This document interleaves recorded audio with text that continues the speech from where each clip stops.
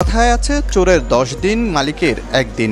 উনি ইঞ্জিনিয়ার হয়ে উনি গর্ব হওয়ার কথা আমার বাংলাদেশের জন্য, কিন্তু উনি কি করছেন, উনি সারা এই ডমিনো নাম ধারণ করে রিয়েল এস্টেট কোম্পানি করে মোটামুটি বেশিরভাগ মানুষকে পথে বসাই দিচ্ছেন। আবার ওনার ভাই কিন্তু আমাদের সংসদের একজন সংসদ সদস্য। সংসদে যেভাবে ব্যারিস্টার সুমন চুর ধরছে, ঠিক তেমনি কিন্তু বাইরে এসেও ব্যারিস্টার সুমন এক এক করে চুরদেরকে ধরতেছে। বড় একটা রিয়েল এস্টেট কোম্পানির মালিক, যে কিনা ঢাকা শহরের অনেকের জায়গা জমি মেরে দিয়েছে। আচ্ছা, আপনারা এই যে যারা আছেন একজন একজন করে জিজ্ঞেস করি, আপনারা এই ডমিনোর কাছে জমি দিয়েছেন কত বছর আগে? ব্যারিস্টার সুমনের সম্পূর্ণ বক্তব্য দেখবেন, এই যে দেখেন। ডমিনোর যিনি আছেন তার ব্যাপারেও আমি সরকারের কাছে দাবি জানাবো যে কিছু আর্কিটেক্ট আব্দুল সালাম, খালি এরা কিন্তু সাধারণ পরিবারের মানুষ না, বিচারপতির পরিবারের মানুষ, বড় বড় অফিসের আদালতের মানুষ, তারা সেনাবাহিনীর মানে বুঝেন, এরার কাছে মুক্তিযোদ্ধার পরিবার, এদের কাছে কিচ্ছুই না। এই আব্দুল সালাম, আর্কিটেক্ট আব্দুল সালামের কাছে এরা তো কিচ্ছুই না। এখন বুঝেন, এরাই যদি কিচ্ছু না হয়, বিচার অবসরপ্রাপ্ত বিচারপতির সন্তানরাই যদি সেফ না হয়, তাহলে আপনি অন্যদের অবস্থা কি হবে বুঝতে পারেন। এবার এই হচ্ছে গিয়ে আমার বাংলাদেশ, এখান থেকে কবে যে মুক্তি পাবো। তারা ঢাকা শহরে বা যে কোনো জায়গায় ফ্ল্যাট কিনতে চান অথবা রিয়েল এস্টেটের কাছে আপনার জমি কি দিতে চান, বিল্ডিং বানানোর জন্য দিতে চান, তারা আজকে আমার এই ভিডিওটি দেখতে পারেন।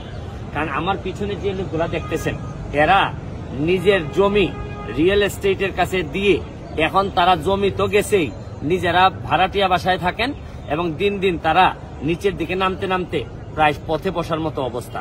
এবং এই পুরা ঘটনাগুলা, এই যতগুলা চেহারা দেখতেছেন, তারা সবাই একসময় অনেক ভালো অবস্থা ছিল, তাদের ঢাকা শহরে বিভিন্ন জায়গায় জমি ছিল, কিন্তু তারা এই যে আপনারা দেখেন যে ডমিনো ইঞ্জিনিয়ার সালাম সাহেব, আব্দুল সালাম সাহেব, আর্কিটেক্ট, উনি ইঞ্জিনিয়ার হয়ে উনি গর্ব হওয়ার কথা আমার বাংলাদেশের জন্য, কিন্তু উনি কি করছেন, উনি সারা এই ডমিনো নাম ধারণ করে রিয়েল এস্টেট কোম্পানি করে মোটামুটি বেশিরভাগ মানুষকে পথে বসাই দিচ্ছেন।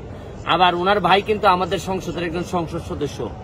আমি আচ্ছা, আমার যেহেতু কলিগার নামটা বললাম না, এখন এই ডমিনোর আপনাদেরকে একটু ঘটনা শোনায়। আপনারা যারা ফ্ল্যাট কিনতে চান, অনেক টাকা পয়সা রেডি করছেন, বড় বড় ফ্ল্যাটের মালিক হবেন বা রিয়েল এস্টেটকে দিয়ে অনেক ভালো কিছু করবেন, তাদের একটু ইন্টারভিউটা শুনে নেন। বন্ধ করে দাও। হ্যাঁ, আচ্ছা, আপনারা এই যে যারা আছেন একজন একজন করে জিজ্ঞেস করি, আপনারা এই ডমিনোর কাছে জমি দিয়েছেন কত বছর আগে? আমার প্রায় 14-15 বছর হয়ে গেছে। কোনো কিছুই করে না? কোনো কিছুই করে নাই। আমাদের সাইনিং মানিটাও আমরা পাচ্ছি না ঠিক মতন, আমরা ভাড়া থাকতে হচ্ছে। যেখানে আমাদের ঢাকা শহরের মতন জায়গা, আমাদের নিজের জায়গা ছিল, এখন ভাড়াইতে উপাধি আমাদের হয়ে গেছে। এখন কতজন এইরকম ওর কাছ থেকে এই ডমিনো থেকে বিক্রি হয়েছে? আমার জানা মতে 53টার উপরে, 50+ মানে এইরকম ল্যান্ড ওনাররা পথে বসাই দিচ্ছেন। আপনার কতজন? 11তে।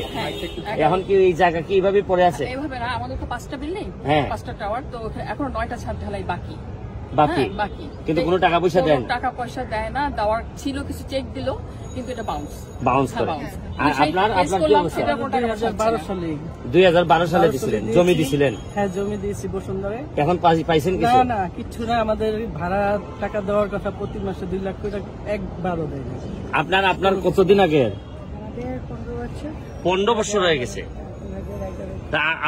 আপনাদের একটু শুনি, আপনার কাছ থেকে শুনি। আমাদেরটা আমরা দিয়েছি 2008-এ। 2008-এর পরে 2011, 3 বছর তারা কিছু করে নাই। 2011-তে আবার একটা এগ্রিমেন্ট করলো আমাদের আশা দিয়ে, 2014-তে হস্তান্তর করবে। 2014 থেকে এখন 2024, এখনো তারা হস্তান্তর করে নাই, কোনো ক্ষতিপূরণের টাকাও দিচ্ছে না। গাইস, ব্যারিস্টার সুমন কিন্তু বারবার মুক্তি পাওয়ার কথা বলছিল, মানে এইসব চোরদের কাছ থেকে মুক্তি পাওয়ার কথা কিন্তু ব্যারিস্টার সুমন বারবার বলছে। এবং আপনারা তো গাইস রিয়েল এস্টেট কোম্পানি চেনেনি, যে কোম্পানিগুলো মানুষের কাছ থেকে জায়গা নিয়ে সেই জায়গার মধ্যে একটা বিল্ডিং করবে এবং সেই মানুষদেরকে প্লট দিবে এবং টাকা দিবে। এবং এই কথাগুলো বলে কিন্তু গত 10-12 বছর আগে সেই কোম্পানিটা মানুষের কাছ থেকে জায়গা নিয়েছিল ঢাকা শহরে। এখন কি হয়েছে, তাদেরকে টাকাও দেয়নি, প্লটও দেয়নি, সেই জায়গার মধ্যে বিল্ডিংও করেনি, অথচ জায়গাটা সে মেরে দিয়েছে। এবং এইটার প্রতিবাদ কিন্তু ব্যারিস্টার সুমন এই ভিডিওর মধ্যে করেছে।